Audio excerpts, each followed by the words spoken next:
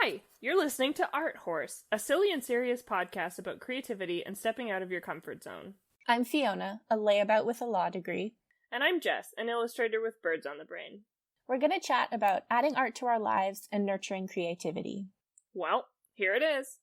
Art horse, art horse, art horse, art horse, art too cheap to buy jingles, art horse, art horse, art too cheap to buy jingles. Hey, so this is it. Horse, art. Nice to meet you too. Hey, Beach. That was really cute. Could you hear what he was saying? I could kind of hear. Okay. Mm-hmm. I wonder if any of that got picked up. But did you hear him saying how, like, the pandemic was giving him an opportunity to be creative and learn things? Really? No, I didn't hear that. Aw. So, yeah, he has a band next door, and he said, like, you know, we were all pooping our pants.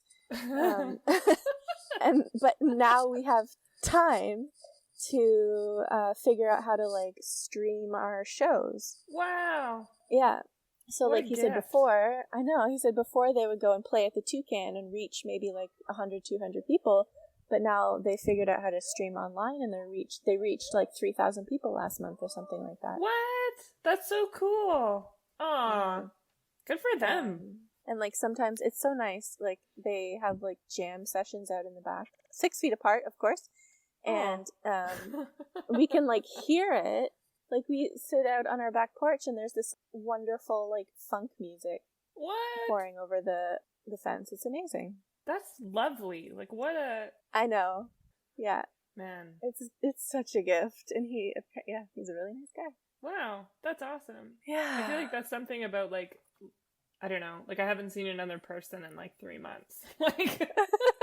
Yeah. And so, like, that's an interesting thing about having neighbors and, like, feeling like you're part of a community almost. Yeah.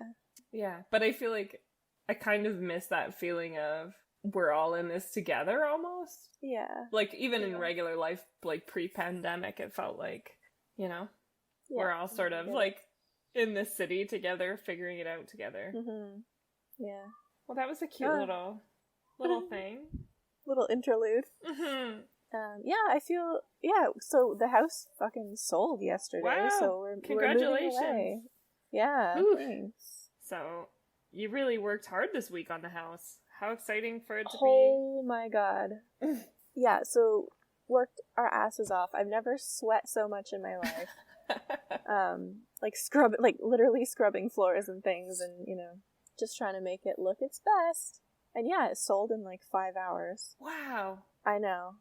It's crazy. So I feel glad that, because I'm so glad that it's over, because that was really, really stressful. And because my mom was there's like a higher level of anxiety in the house in general. Yeah, it's like a contagious thing. Mm-hmm. I take that on myself, of course, because I am a sponge. Yeah, that's hard. Yeah, and I don't think we said this on the recording, but it's my birthday. Happy birthday! Thank you. And so I've had like a rancho relaxo day, and I've just been like, watching Netflix and like amazing, chilling out, napping. Do you have like a birthday philosophy? Do nothing. I think that's my birthday philosophy. and eat what you want. I mean, you should always eat what you want, but like impose your will on the family. So I'm imposing my favorite meal of fresh pasta and pesto. Oh, fresh pasta. Yeah. Yeah, it's got to be perfect because you're only 31 once. Yeah. So it's been a good day. That's amazing. I feel really stressed out for some reason. Like, I feel like maybe it's my second cup of coffee. I don't know. I'm feeling something. Yeah. Mm-hmm. Okay. Yeah. That's okay. I'm not like centered, you know? How sometimes when you're centered, you feel, maybe I'm just not comfortable. Maybe I'll move. That could be. Are you hungry? Oh no, you just ate pie. Yeah, I just had pie. I'm a little like sweaty. I don't know. I've got a whole thing. Yeah. It could also be that, like, I was like, we'll record at 4, and then I was like, I'm ready, and it's 3:15, so I like, rushed you on. Maybe, but I was I don't know. What were we talking about? We were just gonna, like, look back on last week. So before we do that, I was gonna say, like, we got some really good feedback. Yeah. And now, like, really sweet feedback, but I think it's also because I said a podcast link to a few of my friends, and I said, I'd love to hear something that you liked about it. I didn't say, like, it was on the wake of, the criticism episode. Yeah. And I was like, you know what? I just want good feedback. And so, like, I do believe that it was honest, but I also believe, like, maybe there was some. So I also just feel a lot of pressure to performance anxiety now. Yeah. Okay. Now that we're, like, getting into it, like, we're on our 5th episode, and you know. Yeah. And I feel pressure too, because I kind of feel like, you should be good at this by now. It's been 5 weeks. Right. But that's not, like, in the grand scheme of things, 5 weeks is nothing. And I think we've also had a bunch of speed bumps in terms of, like, editing some stuff and, like, figuring out the kinds of things that we want to say. And I guess also, like, now that we know the end process, I'm like, I don't want to say anything that we're going to have to cut out. So there's a bit of, like... Exactly. Awareness now. Yeah. And also, like, our speed bumps around, like, the name, our heartbreak and attachment to the perfect name, which we did not do due diligence. No, I mean, how did we miss that? It boggles my mind. I think we just got so excited about it that we were like, yeah, no, it's such a weird name, nobody else would have it. Well, that didn't even occur to me. I think I was just like, okay, we don't want... You know what? I think that other name, we've done our due diligence on Desert Island Art Club. Mm-hmm. And then we were like, no. Yeah. Art Hard. That would be better. Art Hard. Damn it. I know. I'm upset. But it was taken by another podcast, and there's just no getting around it. We have to change the name. So that's what we've been doing all day yesterday. We were brainstorming new names. And grieving. And like, planning out all of the work we have to do to change everything that we already did. Yeah. So, like, 10 things. We basically have to redo everything, which is a huge pain. This morning, I, like, woke up, because I, like, went to sleep, like, thinking about it, because we've been sort of meditating on a new name, and I woke up, like, as soon as I opened my eyes, I was like, okay, what's the answer? Like, I expected to, like, sleep on it and just know in the morning, like, how funny that was. Sometimes that works. I know, but it only works when you don't, like, expect it. And I woke up, like, the second I opened my eyes, I'm like, okay, so what's the new name? Yeah. And it just didn't come. Okay. Alright, so as of this point in time, we don't officially have a name. Which is sad. I know. Because we felt like we could launch now, basically. Yeah, I know. We were going to launch in 4 days. Yeah. And now, I mean, it's still possible. We'll just have to kind of bust our asses over the weekend and make a decision. Yeah. Oof. But I guess that's all part and parcel of doing a project that you're going to put on the internet, and, you know, there's a million podcasts out there, and holy shit, are there ever a lot of podcasts about art with the name art in it, and some sort of art pun. Yeah.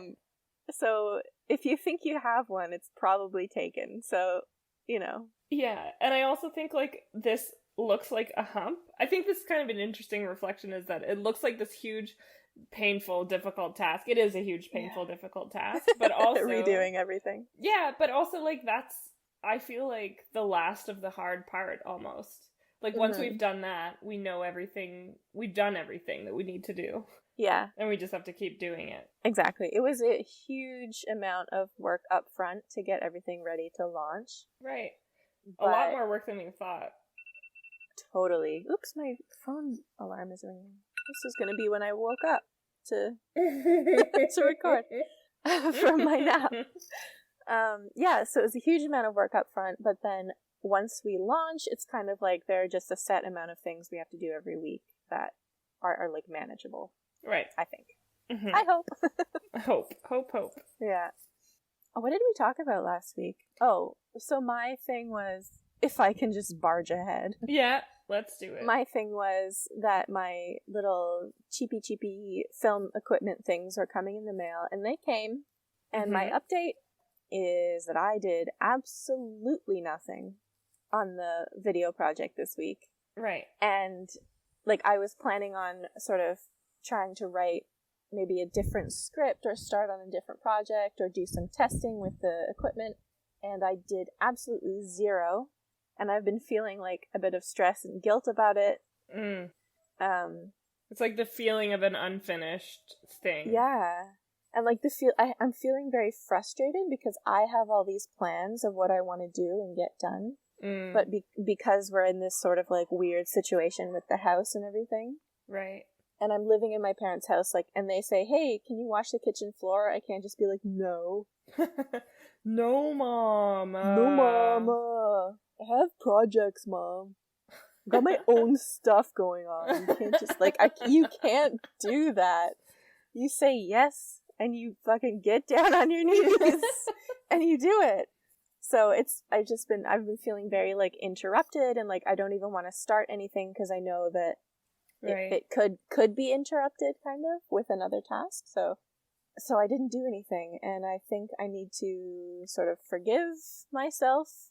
Yeah. And just, like, you know, tomorrow starts a new week, and it will be, the house is sold, so there's nothing else to do, so. Amazing. Other than move, but, you know, start for another day. Task, yeah. Yeah. That's so interesting that you say that, because there's this huge section in week 11 that I just read about, she talks a lot about that anger, actually, and frustration and stress that comes when you're like, when you put aside creative stuff. There was a whole section about feeling frustrated, and it, like, I think the chapter is called something about autonomy, like rediscovering autonomy. And it was interesting. It was like sort of letting yourself do the things that you want to do and not listening to anybody else. Yeah. Like I mean, I could, like, say to my parents something along the lines of, you know, in the mornings I can't do XYZ. Yeah. And my parents are the type of people who would be very receptive to that, because they, you know, they understand, and they understand what I'm trying to do, I think. But, like, I think we said in other episodes, or just, like, all the time, it's really hard to set boundaries, and it's really so hard. Especially explicitly. Yeah. Instead of just, like, going into your room and just crossing your fingers that no one bothers you. Hoping that nobody knocks on the door. Yeah. And it never works. Yeah. I think feeling frustrated is, like, a normal thing. And moving forward, like, it's okay, I guess. Yeah. Thank you. That's expected. It's expected that you feel frustrated for... Yeah. And it's also understandable that it was really hard to achieve your creative goals this week. Yeah. I wanted to ask you about your hooch. Well, how it go? It's been interesting. I think, like, because we've been really re-listening to the episodes this week, because we've been transcribing and we've been, like, making sure that they're good to go. And it's so interesting to hear myself talk about it, because I feel like having that sort of documented makes me realize, like, how much I've learned since then. Like, even just listening to episode 4, where I was talking about, like, okay, I've made some creative leaps. Like, I've gone to the grocery store, I've bought some stuff, and today I'm gonna pick dandelions, and I, like, just how much I didn't know then.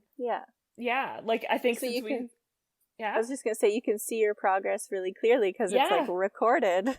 Yeah, because I wrote it down, and, like, all the things that it felt like I was standing in the middle of the ocean and not being able to see land, sort of. Like, I don't know, you don't know which direction to go in, and then you start to get a sense of the direction. Like, exactly. Ultimately, like, last week we were going to do dandelion wine. I was like, we're just going to pick dandelions. And then instead, for some reason, we decided to do fruit. Oh. Like, I read something about dandelion wine being like, okay, the minimum amount of time this can take is, like, 8 months. And I was like, that sounds a little bit long. But then, really? So no, that's not actually, I don't think that's actually true. But, like, if you're making wine, it takes, like, 2 to 8 months or something like that. Like, it takes a long time. But if you're making hooch, it's much shorter. Okay. And so but because I thought it was going to be a long time, we chose to do fruit instead. And so we did like rhubarb, raspberry, like some frozen fruit, and then some oranges and lemons, and like boiled it and mashed it all up, and then put it in the milk jug and put the yeast in there. And like, it's kind of interesting. I don't know if I posted to Prison Hooch the last time we talked, like to the subreddit. You hadn't. Okay, so I made a new Reddit account. And I started posting, and I asked some questions, and everyone was really nice, and they answered them. So I feel like I've been learning a lot. But it was definitely an emotional roller coaster about like doing something that you're so uncertain about. Yeah, I guess. And like, I felt a lot of emotions when I was like just even in the kitchen. Like if someone would walk by me, I have a lot of baggage for some reason. I'm just really trying to pick through it lately. Yeah. But I felt like there was this part in The Artist's Way where she says, "There is a real rage that surfaces when we are interfered with on a level that involves picking lint off of us and fixing us up." And I think, like, I felt that. Yeah. Sort of, like, I felt, it was surprising to me that I felt, I guess, angry. Like, flashes of anger. Is it kind of like preemptive anger? Yeah, totally. Like, it's like, you're gonna criticize me and you haven't even said anything yet, but I'm angry at you already. Like, I am angry at you for being able to see what I'm doing, almost. Yes. Oh my god, like, totally. Which is it's so silly. It's so, like, that's silly, right? Doesn't it? Well, silly.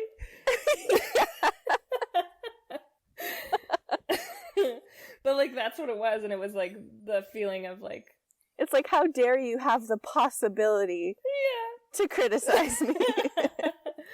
Yeah, totally. And, like, what was really happening was, like, someone would come into the kitchen and, like, make some toast. Like, it wasn't You'd, like, even, turn around and glare at them over your shoulder. Yeah. Just this dark glower over your shoulder. And it's so funny to look at it from the outside, because that's probably... Like, and they're just like, I just want some toast. Yeah, they're just like, everyone's just living their life, you know? And I'm like, it's so interesting to me, because when I look at that, it's like, that's an opportunity for growth. Like, that sort of idea of, like, you have to feel something to be able to heal it, to examine it. And so I guess I've been examining that, but I feel a little bit validated that she said that's a real thing, I guess. Totally. I feel so validated by her in general. Yeah. I know, like, I put off reading the chapter and then I read it and I'm like, oh my god. Like, she's saying exactly what I need to hear. It's funny. Yeah. So it was a bit of a roller coaster in a sense, but it's so exciting to, like, we did it. Greg is excited that we've been working on it together, and he's excited that we have a thing to be excited about. Every once in a while he goes and, like, he listens to the jug, because the jug is, like, bubbling. Okay, you bubbly. Yeah. And he just likes the sound of it. It's really cute. But, like, it's sitting in a room. It has a balloon on the top. All of the yeast has made, like, a big foam, like a 2-inch thick foam, and all the fruit has come to the top, and it's, like, bubbling. Like, it's, like, it looks like beer. Like, it's got, like, little bubbles in it. It kind of smells like wine. I'm a little bit worried, because I used bubbly champagne yeast. And so I feel like if you were just making wine, you would know that it stopped fermenting because it stopped bubbling. But I feel like I'm very uncertain about what's going to happen next. Like, I don't know. And I don't want the bottle, not that we're going to keep it in a bottle for very long, but, like, I don't want the bottle to explode, you know? Like, I don't want to put it in somewhere else and then it just blows up, turns into a bomb. Like, oh my god. And so my parents keep telling me to move it under the sink in the laundry room because they're worried that it's going to blow up. But there hasn't been any movement in, like, a week. It's just kind of bubbling and it's not blowing up or anything. Look at you go. Yeah, it's really cute. It's fun. And so we did pick dandelions this week, and we got all the petals off, and, like, so I'm ready to start a new batch. But also I read up a little bit on, like, so the reason my dad said that I was going to die by making this is because there's this, like, I don't know what to call it, like a sense or, like, an urban legend, or, like, not an urban legend, just probably fact, that like when people make moonshine, you can go blind. Like you can go blind from making your own. And like I've heard that. Right, yeah, like a I've thing heard tell. people know, right? Yeah. So that's because of, from what I can tell, that's because of botulism. Okay. Which is a bacteria found in soil that like can paralyze you, basically, can make you really sick. And you can't, it really excels, it reproduces in environments with no oxygen. So like if you don't properly can your food, or like you don't, whatever, it reproduces and just can kill you, and you can't tell that it's there. And so I'm a little bit worried that I'm going to go blind. So that's a new worry. But I feel like most people don't. All in the name of creative exploration. I know, and so I guess it's just a risk you gotta take. I know. Is there any way to like get like on Amazon like a little botulism test kit or something? You know, I have no idea, but I do know that the mortality rate of botulism poisoning, or whatever it's called, is like 5 to 8%, and I'm like, 1 in 20. Oh my god! There's only 4 of us. Who's it gonna be? Well, right, that'd be like yeah. Oh my god. No, yeah, 1 in 20. Yeah. So I think we're good. Except that it's like one batch, and if it has it in it, we'll all die. So I don't know. Yeah, math is weird. I really think it'll be fine, but it's also like the risk is really big if it's not fine. So yeah. Anyway, maybe check out see if you can get like a botulism test kit or something. Mm-hmm. That's so exciting. It sounds delicious. Like fruit and rhubarb and yeah, sounds really good. I'm really excited. Like I think it's gonna be, if we don't all die, it's going to have been a good creative investment. Okay. Yeah, so that's my very, very long story about hooch this week. It's been a big week. So I'm curious about, did anything big come up for you this week? I have a big thing. Okay, you have a big thing. Let's hear. Okay, so I'll tell you what happened. Okay. I have been, as I have mentioned, under no small amount of stress, and I am also a little bit of an anxiety-prone person. Mm-hmm. And what happened, and just as a backup for anyone who maybe didn't hear episode 1, I graduated from law school a couple months ago, and it took me a long time, and it was absolutely miserable. Short story. Right. And this past week, I was like, I'm not having any time to do any art, and maybe that means that I'm just not committed. Maybe I don't even actually want to do art. And so I was like, you know what? I'm being ridiculous. I should go online. I should find a job. I should do my articling. I should write the bar. I should quit being a little bitch baby. And I should, I was like, you're just farting around. Like, you should do something serious, and you should do it now and soon, so that what? So it was like in the evening that this, cardinal. Oh, he's so pretty with his crest. Okay. What was I saying? So it was like earlier on this week. It was like 9 in the evening, and I had this whole like crisis of self, I guess. Just 1 second, that you can tell me this not on the podcast, right? Like, when that happens, you can, because this is the first I'm hearing about this.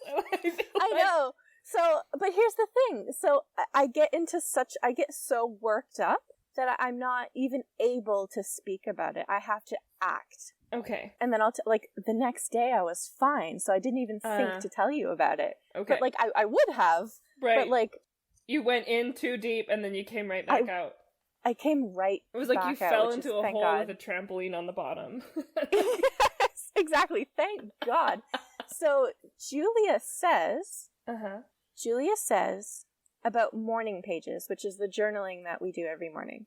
She says, morning pages can point out the need for a direction adjustment. We learn what we want, and we ultimately make the changes we need to get it. Whew. And she says that this process comes with growing pains, like it often comes with a tantrum. And so I've been, in this one direction my whole life. Oh, forgive me for saying one direction. My whole life. I've been going, like, I did undergrad, I did my master's, I did law school. And that is all pointing in a very specific direction. Right. it's like the vector is like wild, like it's very pointy, you know, like it's very clear. Yeah. But I've been trying to like change course, which is such a hard thing to do when it's like, or I could have all of this stability and money and success and recognition if I just kept going on that path that I was on.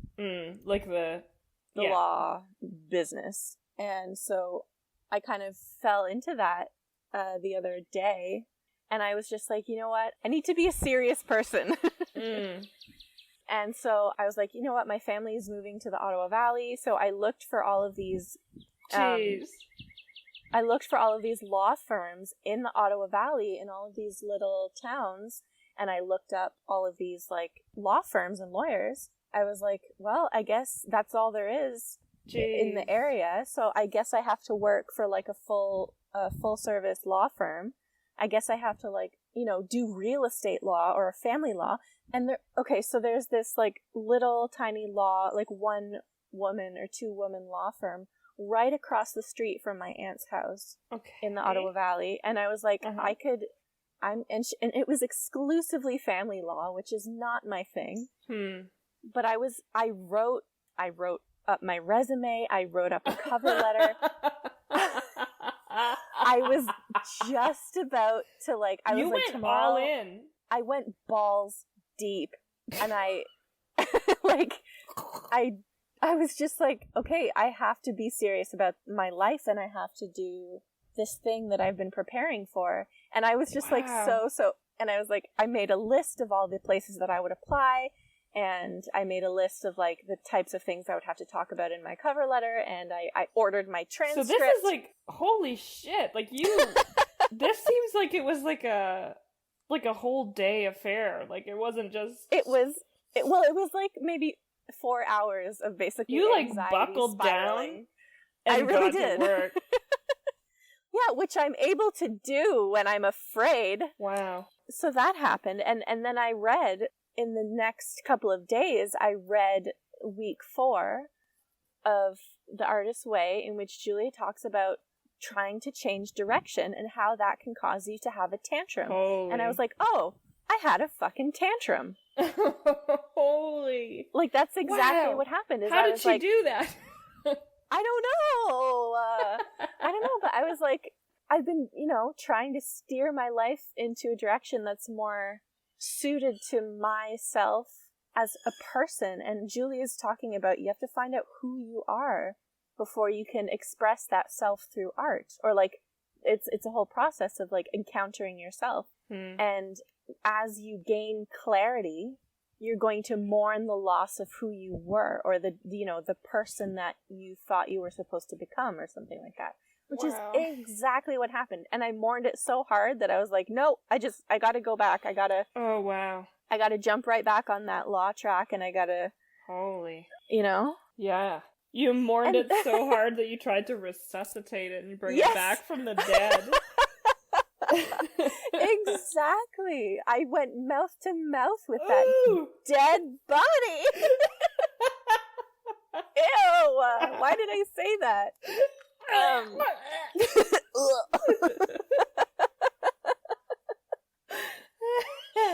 I hope nobody who listening is a sympathetic gagger. We just start like a chain reaction of everybody vomiting. All around the world. So I went down this like crazy spiral, and then I was like, you know what? I kind of like caught myself. It was probably like 1 a.m. I was like, I'm exhausted, and this might not be a good idea. Whoa. Which I'm so proud of myself for doing. Like, granted, it took me like 4 hours to catch myself, but I'm glad that I did it, because I'm glad I didn't like send anything off and waste anybody's time, you know? Like, wake up the next day, you're like, sorry, never mind. Sorry, never mind. Yeah, so I was just like, you know what? Just go to bed, think about it tomorrow. And I woke up, and the next morning I was like, fuck that. Like, I don't... Oops, I said that really loud, and there's people... My neighbors. Okay, well, whatever. I said, F that. And I was just like, it was done in the same way that, like, a kid has a tantrum, and then they just sort of, like, oh, there's Play-Doh, and then they're fine, you know? Mm-hmm. Play-Doh is the answer for me. Like, yeah, so that was an experience that I had, and it was just really cool that it tracked so well onto the chapter that I was reading. Wow. Yeah, I wrote down in my notes, I think my idea of myself is changing. I used to think I was a very serious person who had to put her intelligence and work ethic to good use, or else I was a bad person. And that's all very tied up with having a job in law. I have an image of myself as a person who's supposed to end up in that field because I am capable of it, ignoring all the while whether that's what's right or best for me. Wow, that's huge. Yeah. So it was like big. Oof. Yeah. That's all I have to say about that. Wow.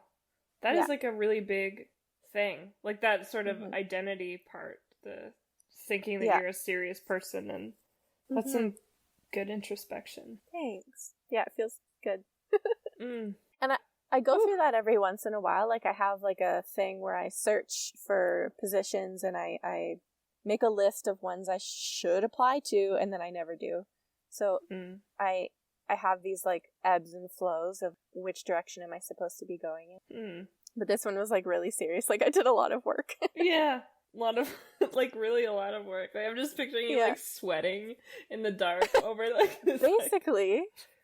Like, I was frantically researching, and I spent money ordering my transcript and blah, blah, blah, so whatever. You did what you thought you had to do. Yeah, I was, like, trying to preserve something that maybe doesn't need to be preserved. Yeah. Did you want to talk about your comic journal workshop? So this kind of goes with this other thing about, okay, so it's partly a creative investment, but partly also something that I've been thinking about this week, which is with bird strips, like I've been making art for almost 1,000 days straight, just in a row, no days off, no nothing. And I think that's given me this like almost a false sense of security around being creative, I guess. Like I think there's part of me that thinks like, oh, I'm safe now, I have all the answers, which is kind of funny because like I made this thing like how to make more art from someone who makes art, basically.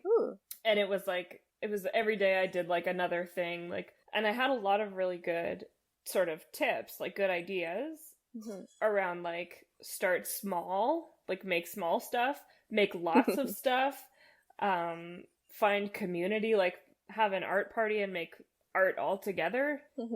I just remember there was a lot of really good ideas that I thought I had. And then I realized like I have those great ideas until I need to start over almost. Like I'm actually really far along this one particular path, which is birds. And that actually doesn't have much of a bearing on any other kind of thing.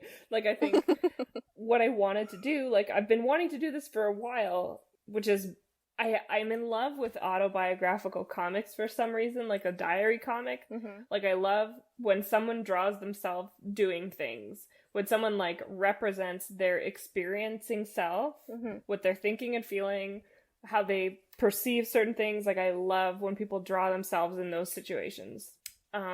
But I don't do that. Like I've used birds as a proxy for myself for so long that like, I feel a wall, like a really big wall around drawing myself doing stuff. Like the other day I was thinking like, I wanted to draw for Patreon, like an autobiographical comic of like things I miss about no pandemic, like things I miss about how it used to be.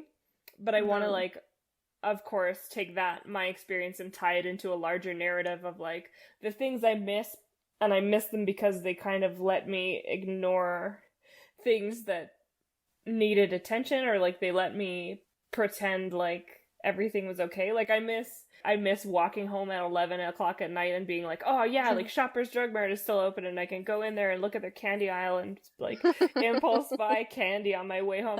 Like, Shoppers Drug Mart is, like, 2-minute walk from my house. Like I'm almost home, and then I get like so I miss impulse purchases. And like I miss going to, like, we went to this show Confabulation in Montreal where the theater seats are so packed, so tight. And I miss that feeling of seeing a show in a crowded room where like the sides of your legs are touching the sides of other people's legs. Like, I miss that. Like, I miss, you know, that sort of casual closeness with strangers, or like sitting on the subway and like looking at everybody. Somebody's face and like wondering about who they are. Yeah, totally. And like wondering about their life, and like, and I miss like how it connected me to the world. And I miss, I don't know, like I feel like I want to tell that story. Yeah. But I can't bring myself to do it because I'm trying to like how do you draw your butt touching someone else's butt in a crowded theater? I don't know. And so like these are the questions that are coming with being a beginner, right? Like to fall back down from like feeling like I know everything there is to know about doing new things. You never have to draw birds touching each other's butts in theaters. No, and you know what? If I did, I could do it. Yeah. Well, because like, you have become such an expert in a certain thing. Yeah. But, like, my mistake is thinking that makes me an expert in other things. Yeah. It's gonna be, I'm so excited for you, and it's gonna be, I think, really hard to go back to... It's painful! Feeling like, exactly, feeling like you don't know really what you're doing. Yeah. And I feel like there's also this motivation of, like, this is wonderful, because this thing that I really, truly believe in is, like, everyone should make art. Not everyone should, but, you know, like, everyone is capable of making art. Yeah. Everyone can, and everyone has a story to tell. And I think going back to being a beginner might give me some more... Like, it's an opportunity, sort of, to explore what that experience is like. Yeah. And what it's like for me. Somebody who never knows what she's doing. Right. It's like, it's almost like I can be in two places at once. Like, I can feel the feeling of the very, very real discomfort of not, oh God, what is it? It's just so awful. But also being able to see the other side of it. Like, I know what it's like to be an expert too, you know? Yeah, exactly. I feel that way about learning to code. And I'm really good at school, and I'm really good at writing essays, and I'm used to being good at the things I do. And so as I'm trying to like teach myself to make websites and stuff, and just being like, well, I don't know how to do this, and I can't figure out how to do this. It feels a certain type of way. It feels really bad. Yeah. Going from being able to really skillfully achieve something to feeling like an idiot in something else. Yeah. It's really hard. It's really Which I think, hard. Yeah, is why it's hard to change direction and hard to start new things. And oh my God, there was a part. Oh, I have to go back into the house because I wrote this down and I left it in the house. So we're going to go on a little field trip.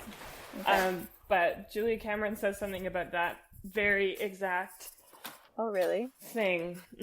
And it's, of course she does. This is not going to be worth the wait, let me tell you. But it seemed significant when I was reading it. I'll cut out the wait. Okay, I'm walking. Okay, got the book. Yeah, get it. What song is that? Is that by the Gorillaz? I do not know. That just came out of my mouth. Okay. Oh, it's bum banana da da da da da da da da. There we go. I got it. That's exactly it. Okay, keep going. I still have to find this thing. You what? I don't know. I said no. Oh, fuck. You know how stupid this is? What? I wrote it right here. Okay, so what it is, I forget what we were talking about. We were talking about figuring it all out again and feeling stupid. Right. So she writes, it is this willingness to once more be a beginner that distinguishes a creative career. Oh my God. Yeah, you wrote that in the notes right here. I know, it's right there. I know. It is this willingness to once more be a beginner that distinguishes a creative career. And I think, like, there's this thing about, like, that I feel like I'm getting better at, which is, like, starting over. And also just starting something new. I feel like we were talking, yesterday me and Greg were talking about, like, bravery. And Greg said to me, like, you start new things all the time. And, like, I do. And I think, like, I think that's born out of a desire that I had when I was younger to be like quote unquote interesting. Yeah. But like it became like it's something that I practiced a lot. Like I don't know, just like going to new things. Mm-hmm. What am I thinking of specifically? I guess maybe one example was like starting roller derby. Like one day I just looked it up and I decided I was going to go start roller derby. Or like one day I had just been like laid off. This was not the time that I got laid off the second time, but the first time. And so I'm sitting on the couch and I'm just like, oh, you know what? I've always wanted to like, I wonder what I could do now that I have nothing to do. Mm-hmm. And so I looked up how to build a cob house because there's no logical chain there. There's What's none. a cob house? It's like a straw and mud house. Whoa. Are you telling me that we haven't talked about this? No. Okay, maybe it's a story for another time. So, okay, whatever. The story is, I looked it up, and I was like, you know what? Are you sure we haven't talked about this? I feel like I'm going to get halfway through the story, and you're going to be like, oh, yeah.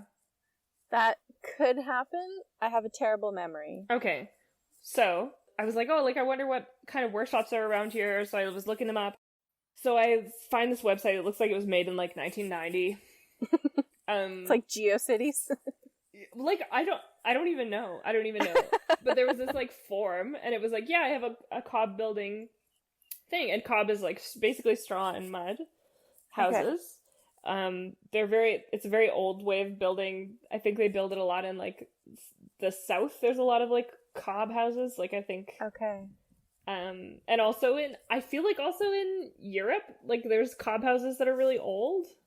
Okay. So basically what it is like, straw and mud. It's, you mix straw and clay. Usually it's this huge process. Like, you have a tarp. It's like a community affair because you basically put all the stuff on a tarp and then you fold the tarp and you mix it with your feet, or you just mix it with your feet or whatever. And then you have this building material that you can, like, build up, basically. So I guess long story short is I paid this guy like $1,000 to come and so that I could go and help him build his cob mansion. Cob mansion. Yeah. So this doesn't sound familiar to you? We've never talked about this? Okay. No. Longest week of my entire life. No cell service. Yeah. And I roll up on this ferry, like it takes like an hour to get there, whatever. And there he is with his two tiny little dogs and his tandem bicycle with a wagon on the back, and he goes, everybody else canceled. It's just you and me. So it's just me and this guy. I'd be like, I cancel too. Or you, like, pretend that you're not part of the... and you just keep walking. No habla inglés. Just keep walking. Whoa. But it was like...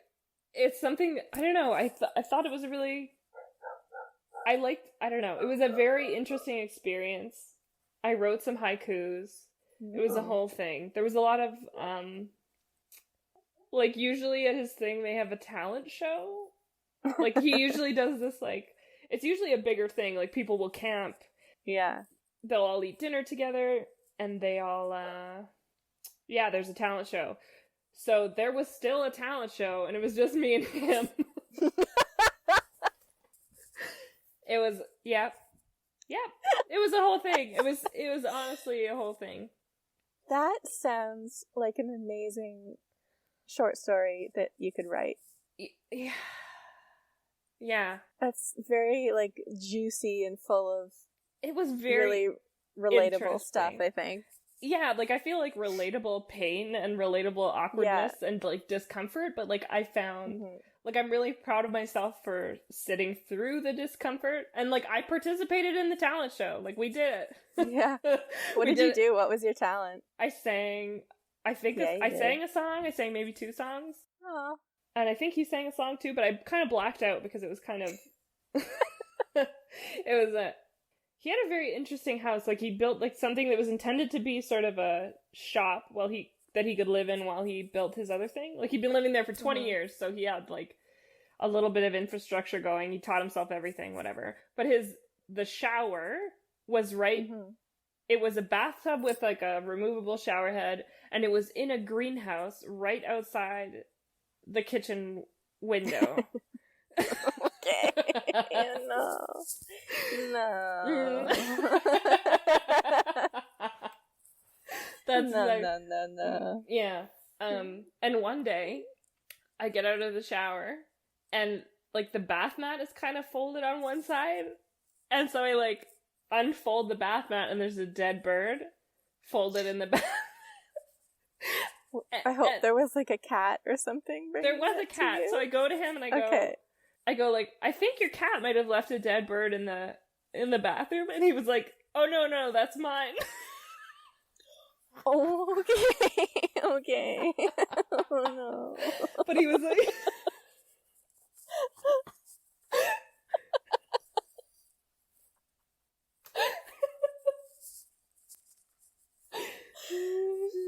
yeah, he was just saving it. Okay. Oh. Okay, wait. I feel so uncomfortable. But it was like, he was a very kind man. He was a very kind man. But like, different than I'm used to, maybe, is an understatement. But it was really something. Like, this is so I have so much juicy stuff about this thing. Like, it was a whole week, and like, I'm like building up. He has like a system when we build stuff up, and then I go, and my back was really bad, so I'd like rest. But he was basically kind of teaching me everything he had learned about off-grid living. Like, it was like an off-grid workshop. So we went and we like looked at how he got his water and how he stored it and like how he, so it was really interesting. And then like the last couple of days was plastering the walls in his mansion. Like, it's really cool. Like, I was there when he put the last brick in, basically, of his house. Yeah. So that is really cool. I know, and I was the only one that was there, like, with him doing it. It's pretty cool. So I had been like, this doesn't look like the cob. Like, the cob is kind of like messy. It's kind of got straw sticking out of it. And he's like, oh yeah, that's because it's cow shit. Oh, okay. And so then the last day we learned about how to plaster a wall, which is you mix water with cow shit, maybe some sort of plaster or something. Like, I don't remember what exactly, but I do remember it was a bucket full of manure, and then you take it with like a plaster scraper and you scrape it onto the wall, and it's full of maggots. It was full of maggots. Jess. I know. Jess. Dude, I know. I lived it.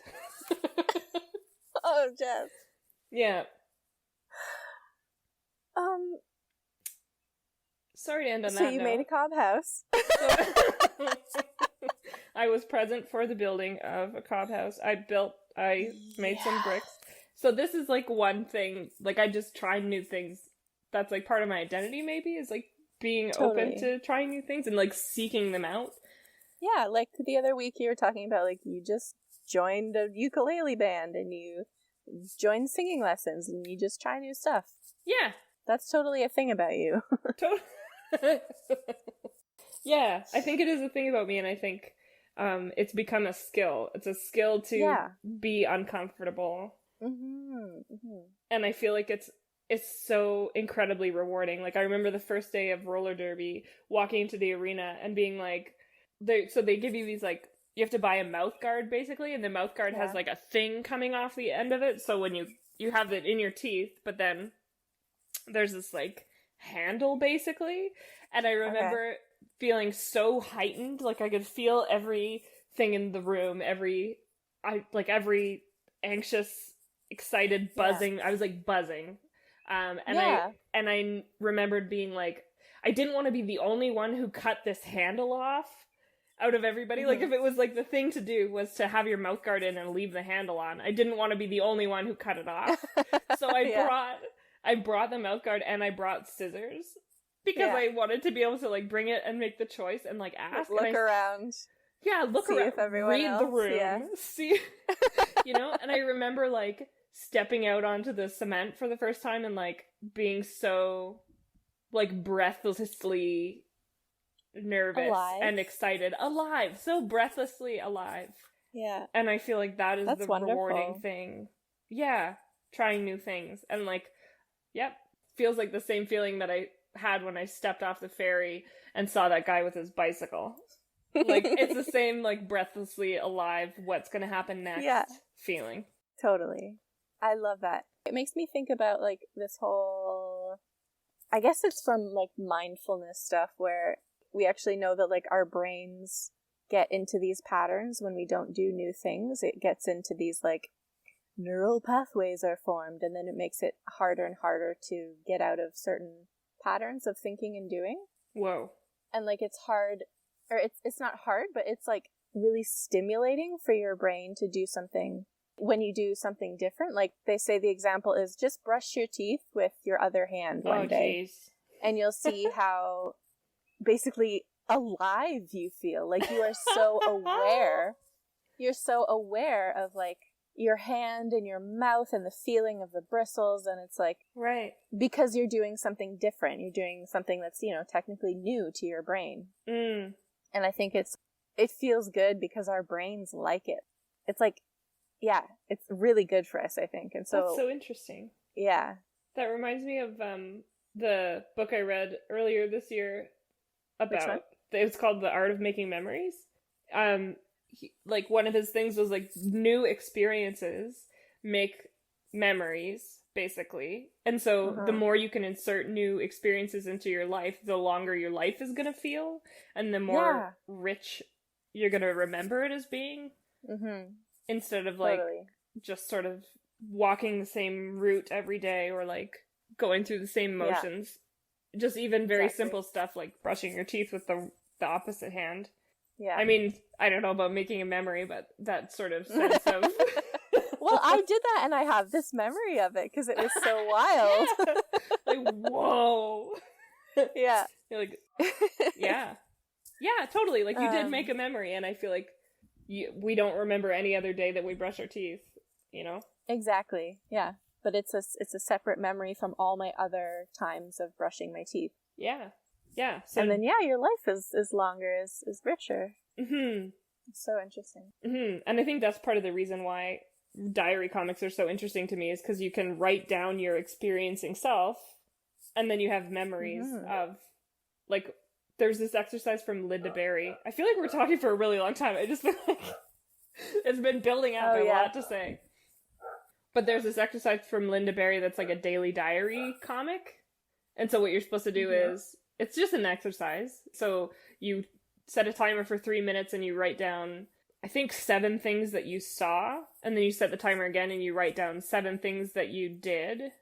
And then you set it for like 30 seconds and, like, write something that you overheard. And then you set a timer for 5 minutes and you draw. You, like, pick something from the list that you just wrote, something you saw or something you did, and then you draw it for 5 minutes. And then you set another 5-minute timer and you write about it. So you write, like, it's like half a little page. But, like, when I did that, I did it for just a couple days, and I wish I did it more. Like, that's something that I would love to do more.